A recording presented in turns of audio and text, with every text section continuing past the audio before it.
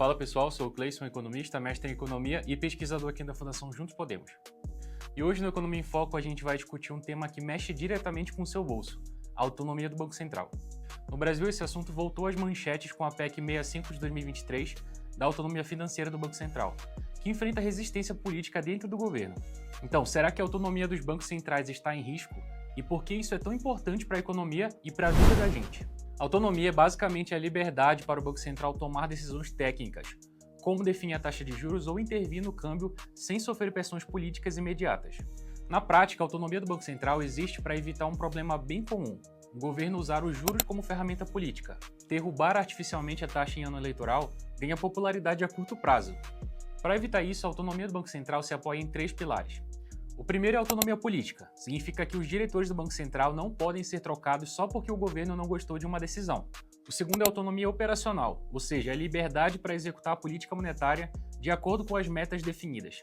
E o terceiro é a autonomia financeira, que o Banco Central pode cuidar do seu próprio orçamento, sem depender da boa vontade do executivo para liberar recursos. Bancos centrais precisam prestar contas ao Congresso, divulgar atas, relatórios e se explicar para a sociedade.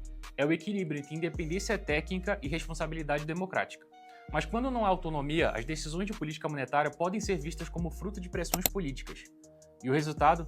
O mercado perde confiança. Ou seja, a autonomia não é só uma questão institucional, é um instrumento que impacta diretamente o crédito, o emprego e o crescimento econômico. Vamos pensar no Brasil. O Banco Central do Brasil foi criado em 64, mas por décadas não tinha independência formal.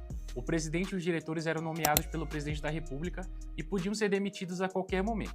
Isso só mudou em 2021, com a aprovação da Lei Complementar 179, que finalmente deu ao Banco Central autonomia formal. A partir daí, algumas coisas importantes entraram em cena. Primeiro, o presidente do Banco Central e os diretores passaram a ter mandatos fixos de 4 anos, que não coincidam com o mandato do presidente da República.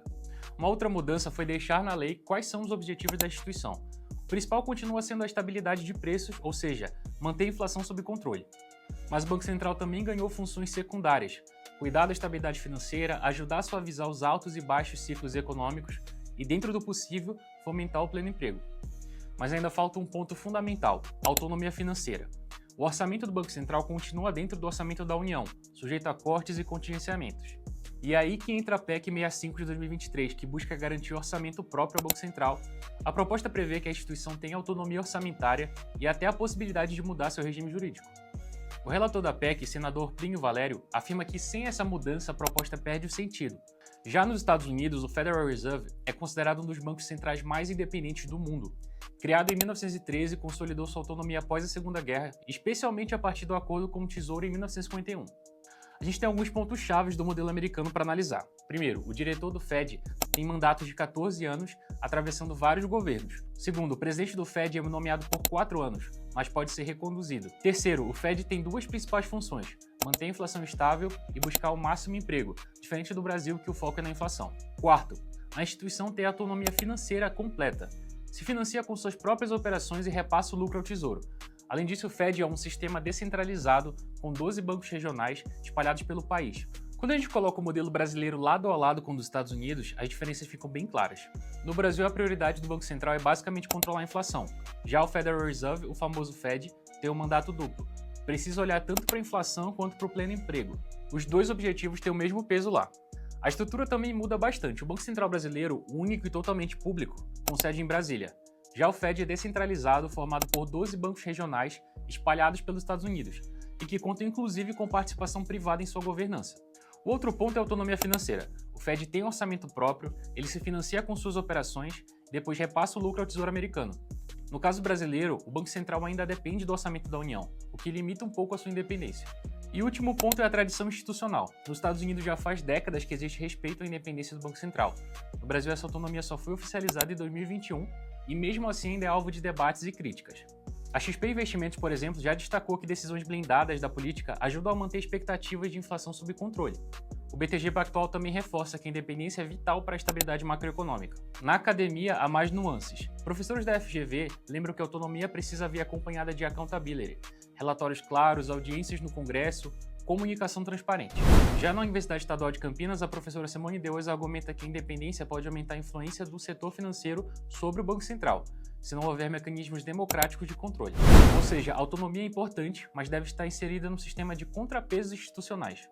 Às vezes pensar sobre a autonomia do Banco Central parece meio distante, né? Mas na prática ele está presente no nosso dia a dia.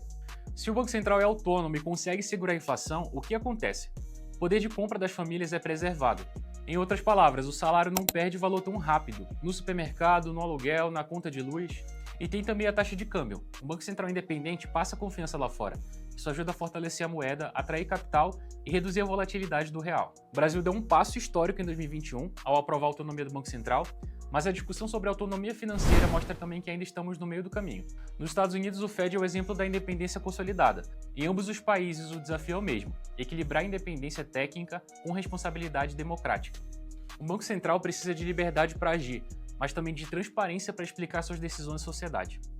Agora eu quero saber a sua opinião. O Brasil deve ampliar o orçamento do Banco Central, dando a ele autonomia própria, ou o governo deve ter mais influência sobre as decisões de juros? Comenta aqui embaixo, curte o vídeo e se inscreve no canal para não perder os próximos Economia em Foco. Até a próxima!